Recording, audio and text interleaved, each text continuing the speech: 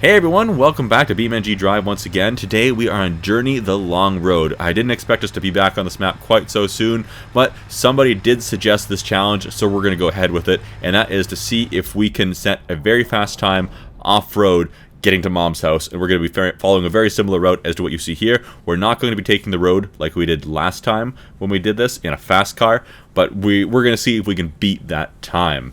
So this is going to be quite the challenge, let me tell you that. There has been so many attempts I put into this, a ridiculous amount of attempts, probably close to 100. It took me close to 3 hours to get finally a competitive time.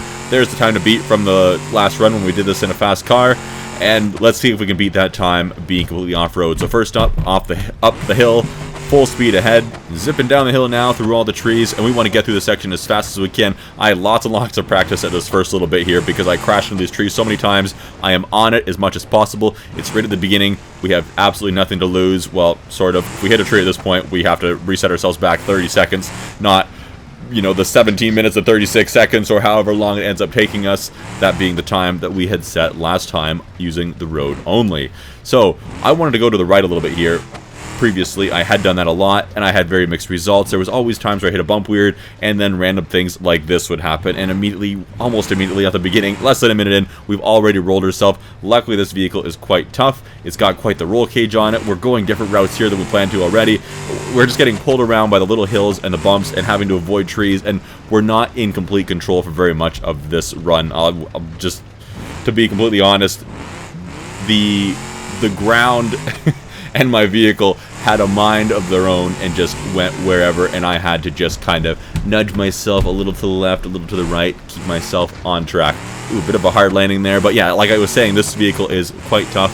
If we roll ourselves, the body of the vehicle is okay. It's got that strong roll cage in there. As long as we land fairly squarely, we should be okay suspension-wise, and rolling ourselves is really the most scary thing because we could pop a wheel off if we hit something just a little bit the wrong way. We're going to slow down here. We don't know exactly what's over this ridge. This could be a bit of a jump. No, not quite. I think this next one coming up actually turns into quite a bit of a jump, and if we had gone left on this left side of this hill right in front of us, like I had in a lot of previous attempts that I had made on this map, then that would actually launch us quite a bit into the air. I knew that was coming. We landed a little bit off kilter, but it actually worked out all right. Our vehicle didn't take any kind of damage on that, and now looking at the map in front of us, it would probably be best visually if you stayed to the left a little bit and didn't go on these bumps like I did. That's probably true, but I was trying a different route this time around because I'd gone to the left several times before this, and it had just been at high speed, such as this, and hit some bumps just the wrong way, and it managed to send my vehicle end over end or rolling, and just terrible, terrible things had happened. And we're going to do the same thing again. Again, I was scared of going left. I found left at that opening right there, right beside us, kind of. Left 100 meters to the side of us. There's some sort of weird rut that I couldn't see in the grass until I would hit it, and it several times rolled me there as well. We're coming up on this hill down up here. I'm going to be a little bit cautious going up this hill because there has also been several times on it where I came flying over this hill and either forgot how steep of an embankment it is and slammed myself into the ground, or hit that tree right there on my left right now and ended my run very prematurely, which is absolutely no fun whatsoever. We came down the hill there with a bit of speed. We need to avoid the trees, avoid the trees. There's so many times too where I just hesitated on which way I was going to go for that fraction of a second, you know, started turning right and then changed my mind and turned left, and just in that time I had lost any chance of me avoiding a crash. And ooh, these trees are kind of close. Okay, we stuck to the right of that one. This is a bit of a rocky, bumpy terrain here. We have a bit of a sudden drop down here. I hadn't made it this far very many times.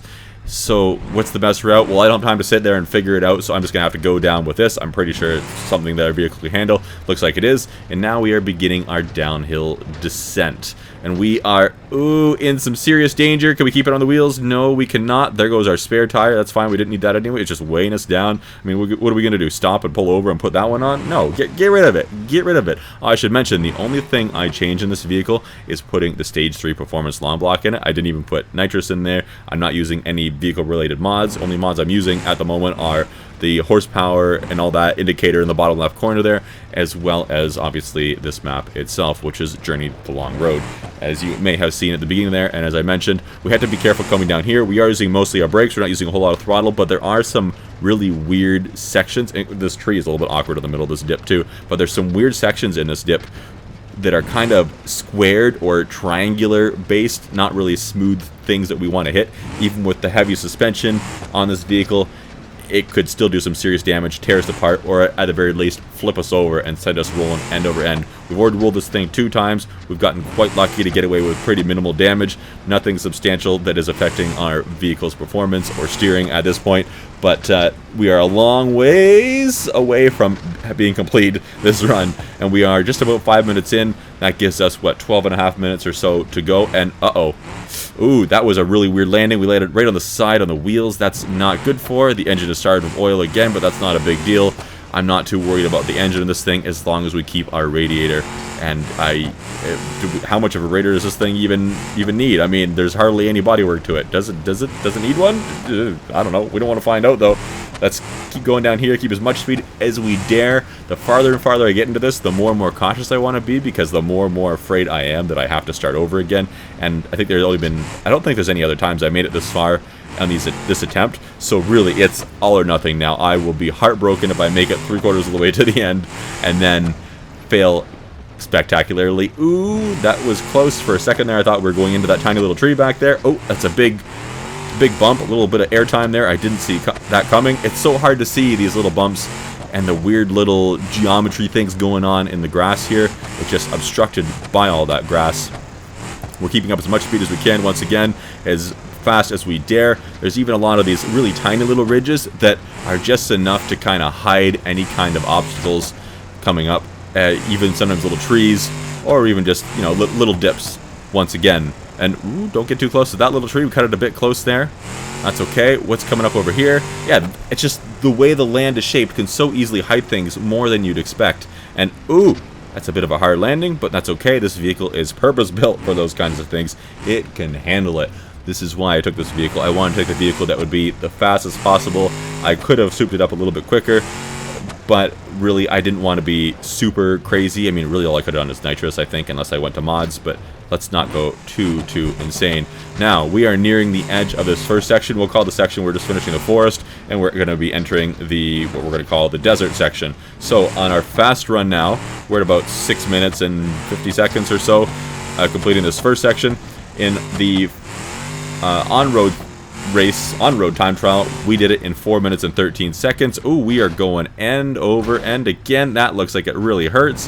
I think our roll cage took most of that. So yeah, anyway, the forest section this time around took about 2.5 minutes longer than it did taking the road last time. So we had some serious time to make up. I think this desert section, not the cactus. Ooh, that was close. I think this desert section will be quicker.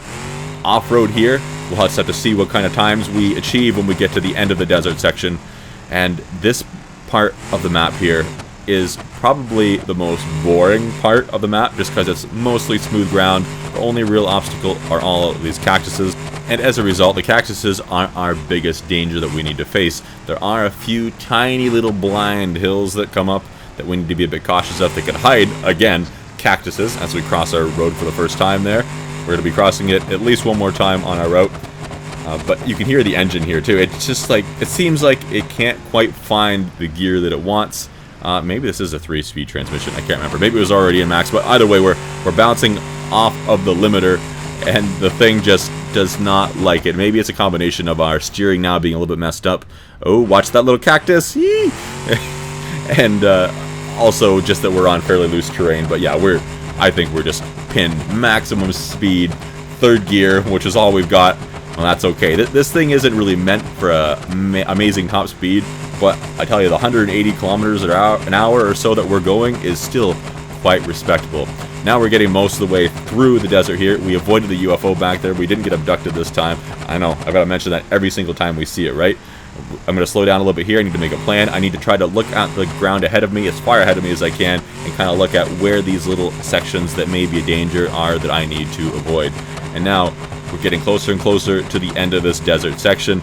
Still just beating the crap out of our engine here. This is a good sign that we can make up a lot of time. It's almost, you know, I wonder if it'd be worth it changing the gearing in this thing a little bit to give ourselves a little more top speed in the desert. But even though this terrain is fairly flat, I still think that would come with some serious risks. I mean, catching one bump at the wrong angle, or, you know, not avoiding a cactus in time could obviously have some very big repercussions. So we are now exiting the desert section. This section alone took 2 minutes and 42 seconds for us to cross here in this run. Previously in our on-road only run, it took us 5 minutes and 50 seconds. So about twice as long on the road as it did off-road. So all that time we lost going through the forest section in this run, we have now made up in the desert section, and a little bit more. Now this next section that we're going to call the grassland is really scary, as you saw there. Again, we rolled ourselves, what is that, 3 or 4 times now? I've already lost track. But the grassland section has its own challenges. I really like how each of these sections, or biomes, whatever you want to call them, have their own little challenges like that, and substantially different terrain.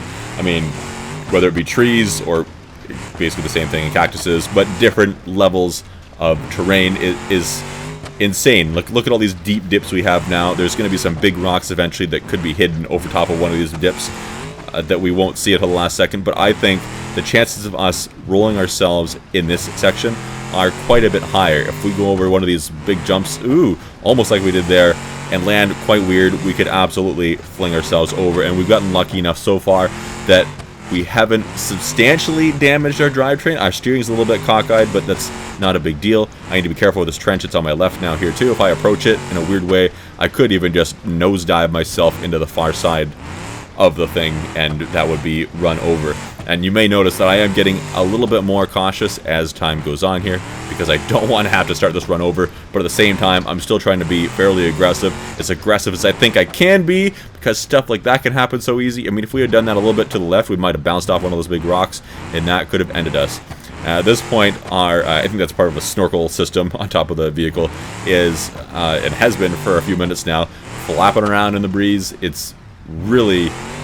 It's seen better days, but luckily this roll cage is really treating us quite well. Watch out for these rocks here. Watch out for the vehicle that is pulling itself to the left. Watch out for this big dip. We don't want to go down this in a weird way.